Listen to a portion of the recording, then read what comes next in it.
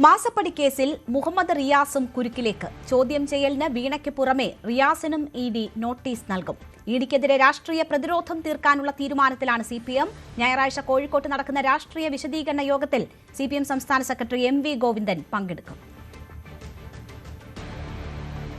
CMRL എക്സാലോജിക്ക കേസുമായി ബന്ധപ്പെട്ട് T വീണയെയും Pinarayi വിജയനെയും ലക്ഷ്യമിട്ട് നടത്തിയ അന്വേഷണങ്ങൾ ഇപ്പോൾ ബേപ്പൂർ MLA ആയ PA മുഹമ്മദ് റിയാസിലേക്ക് നീങ്ങുന്നു എന്ന് തന്നെയാണ് ED നൽകുന്ന സൂചനകളിൽ നിന്നും വ്യക്തമാകുന്നത്. തൻ്റെ തെരഞ്ഞെടുപ്പ് സത്യവാങ്മൂലത്തിൽ രേഖപ്പെടുത്തിയിരുന്നു ലേക്കർ ഇന്ത്യ കോർപ്പറേഷനുമായി ബന്ധപ്പെട്ടുള്ള രേഖകൾ എന്ന് അദ്ദേഹം വെളിപ്പെടുത്തുന്നെങ്കിൽ പോലും ഇതൊരു ഷെൽ കമ്പനി അല്ലെങ്കിൽ കടലാസിൽ മാത്രം ഒതുങ്ങുന്ന കമ്പനി എന്ന രീതിയിലേക്കാണ് കാര്യങ്ങൾ നീങ്ങുന്നത്. കോഴിക്കോട് പന്തീരാങ്കാവ് മണക്കാടേക്കുള്ള റോഡിൽ തന്നെ ഒരു ചെറിയ ഷട്ടറിട്ട മുറിയിലാണ് ഈ ഓഫീസ് പ്രവർത്തിക്കുന്നത്. ഈ വർഷങ്ങൾക്ക് മുമ്പ് ഈ ഓഫീസ് വാടകയ്ക്കെടുത്തെങ്കിൽ പോലും അവിടെ കാര്യമായ പ്രവർത്തനങ്ങൾ ഒന്നും നടക്കുന്നില്ല എന്നാണ് ഇതിൻ്റെ സമീപത്തുള്ള ആളുകളും ഈ കെട്ടിട ഉടമയും പോലും പറയുന്നത്. കഴിഞ്ഞ ദിവസമാണ് ഒരു ചെറിയ പേപ്പറിൽ പ്രിൻ്റ് ചെയ്ത് അവിടെ ഈ ഓഫീസിൻ്റെ പേര് രേഖപ്പെടുത്തുകയും ഒപ്പം GST നമ്പർ അടക്കം രേഖപ്പെടുത്തുകയും ചെയ്യുന്ന സാഹചര്യമുണ്ടായത്. എന്തായാലും ഈ കമ്പനിയുടെ മറവിൽ കള്ളപ്പണം വലിയ തോതിൽ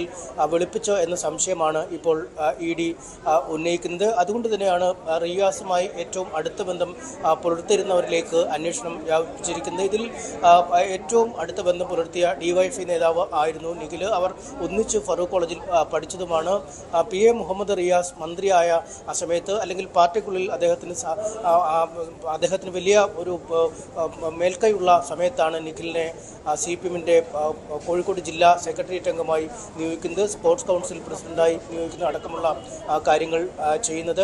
മറ്റ് ഈ ചോദ്യം ചെയ്യൽ മറ്റ് റെയ്ഡ് നടന്ന മറ്റ് ആളുകളെയും സമാനമായ രീതിയിൽ തന്നെ റിയാസിന് വലിയ പ്രാമുഖ്യം ഉള്ള സമയത്താണ് അവരെയും DTPCയുടെ നിർണായക ചുമതലകളിലേക്ക് നിയോഗിക്കുകയും മറ്റുമൊക്കെ ചെയ്ത്. ഒപ്പം ഈ റിയാസിനോട് അടുത്ത ബന്ധവും ഒപ്പം വ്യാപാര ബന്ധം പുലർത്തിയിരുന്ന മറ്റ് ചില ആളുകളുടെ വീടുകളിൽ കൂടി റെയ്ഡ് നടത്തുകയും ചെയ്യുന്നു. എന്തായാലും റിയാസിൻ്റെ പങ്ക് എന്താണ് എന്ന് സംബന്ധിച്ചാണ് ഇപ്പോൾ ഇക്കാര്യത്തിൽ ED പരിശോധന നടത്തുന്നത്. ഒരുപക്ഷെ വരും ദിവസങ്ങളിൽ മുഹമ്മദ് റിയാസിനെ നോട്ടീസ് നൽകി വിളിച്ചു വരുത്തി ചോദ്യം ചെയ്യാനുള്ള സാധ്യതകളും തള്ളിക്കളയുന്നില്ല. ഇതെല്ലാം രാഷ്ട്രീയ പ്രേരിതമായ കാരണങ്ങളാണ് ഈ റെയ്ഡിന് പിന്നിൽ എന്നാണ് PA മുഹമ്മദ് റിയാസ് പറയുന്നത്.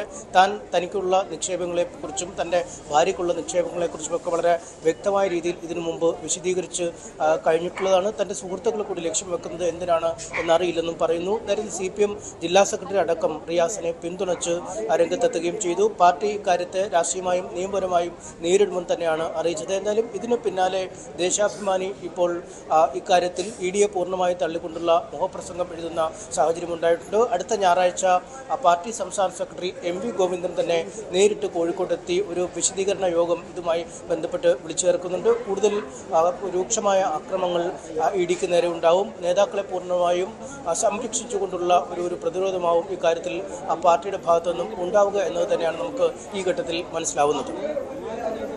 ടി വീണയ്ക്കെതിരായ അന്വേഷണത്തിൽ താൻ അഭിപ്രായം പറയുന്നത് അനൌചിത്യമെന്ന് മുഖ്യമന്ത്രി VD സതീശൻ. അതുമായി ബന്ധപ്പെട്ട ആളുകൾ പ്രതികരിക്കട്ടെ, അന്വേഷണം നടക്കുക അല്ലേ എന്നും VD സതീശൻ പറഞ്ഞു.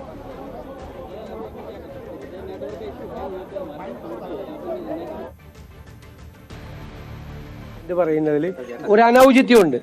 പിന്നെ ആളുകൾ കാണുന്നുണ്ടല്ലോ, എല്ലാവരും കാണുന്നുണ്ടല്ലോ. അവർ പറയുന്നതും അവരുടെ പ്രവൃത്തിയും തമ്മിലുള്ള വ്യത്യാസം ആളുകൾ തിരിച്ചറിയുന്നുണ്ടല്ലോ. അതറിയട്ടെ. ഞാനൊരു അന്വേഷണം, ഒരു ഏജൻസി, കേന്ദ്ര ഏജൻസി അന്വേഷണം നടത്തുന്നതിൻ്റെ ഇടയിൽ ഞാൻ ഈ സ്ഥാനത്തിരുന്നുകൊണ്ട് ഞാൻ അതിനെക്കുറിച്ചൊരു കമൻറ്റ് പറയുന്നതിൽ ഒരു അനൗചിത്യമുണ്ട്. ഇത് ശരിയല്ല. മെസ്സി വിവാദത്തിൽ കായിക വകുപ്പിന്റെ റിപ്പോർട്ട് പരിശോധിച്ചു വരികയാണെന്ന് മുഖ്യമന്ത്രി VD സതീശൻ. വൈകാതെ തുടർ നടപടികൾ ഉണ്ടാകും. ഏത് തരത്തിലുള്ള അന്വേഷണം ആണെന്ന് ഉടൻ അറിയാൻ പറ്റുമെന്നും മുഖ്യമന്ത്രി പറഞ്ഞു. കാണുന്നുണ്ടല്ലോ, എല്ലാവരും കാണുന്നുണ്ടല്ലോ. അവർ പറയുന്നതും അവരുടെ